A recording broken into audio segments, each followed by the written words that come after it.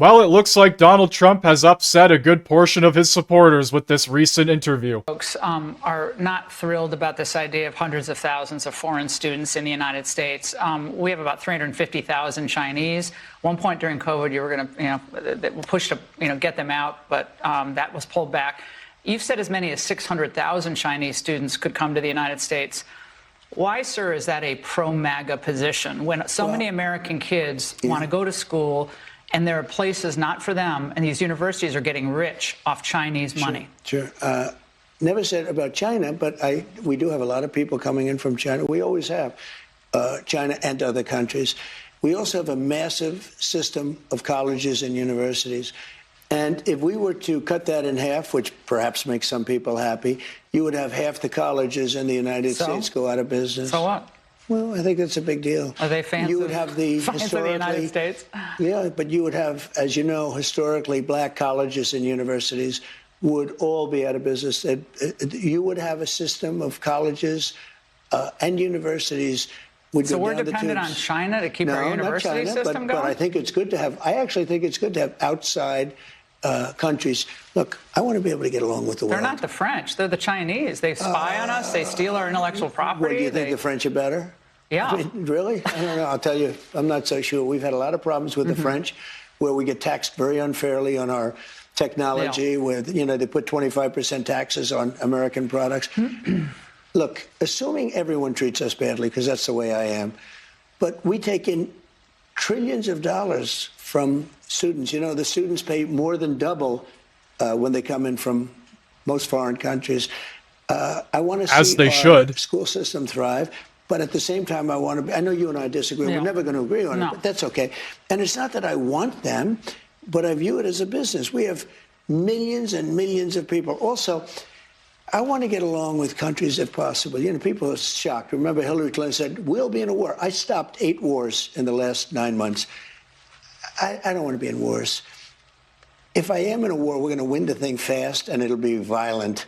But you know what? I don't want to be in wars. But one thing, you don't want to cut half of the people, half of the students from all over the world that are coming into our country, destroy our entire university and college system. I don't want to do that. I wouldn't lose any. And don't forget, MAGA was my idea. MAGA was nobody else's idea. I know what MAGA wants better than anybody else. And MAGA wants to see our country thrive. My God, this interview very well could cost him the midterm election. And at this point, even die-hard Trump supporters do not agree with this statement. It's really strange to hear him defend a school system that creates an environment that literally hates him. The amount of university and college students that are fed lie after lie about not just him and his administration, but Republicans in general, I just find it crazy for him to sit here and then turn around to defend it. And it really does sound like the only way these universities are staying afloat is through immigrants coming and spending at least double or triple in some cases. And maybe some of these university and college campuses could save a bit of money by cutting useless programs. If he's so worried about running it like a business and he thinks of it as a business, then why not get rid of absurd spending to bring down overall costs? We also have him saying this one, which was utterly mind-blowing to me. He claims that there aren't enough talented Americans to fill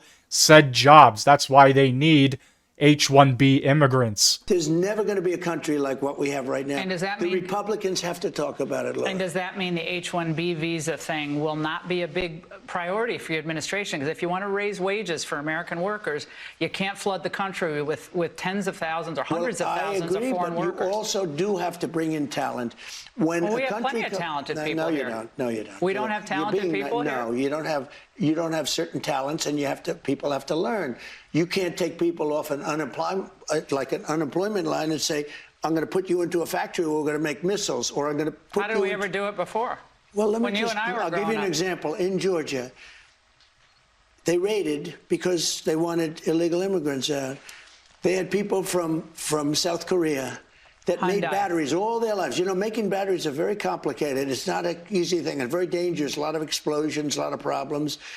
They had like 500 or 600 people, early stages, to make batteries and to teach people how to do it. Well, they wanted them to get out of the country.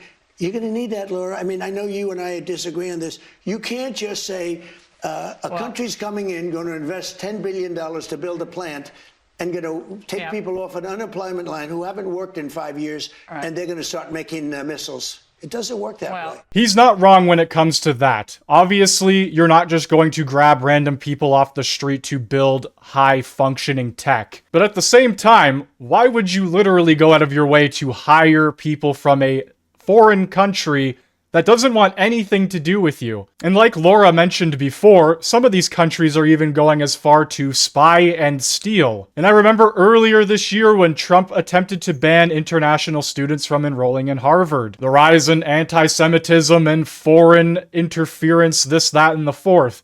But now he's turning around and claiming it's absolutely fine. On top of the 50-year mortgage thing that has also come out recently, it just seems like he is heading into a disaster midterm here. Anyway, I would like to know what you think down in the comment section below, and have a good one.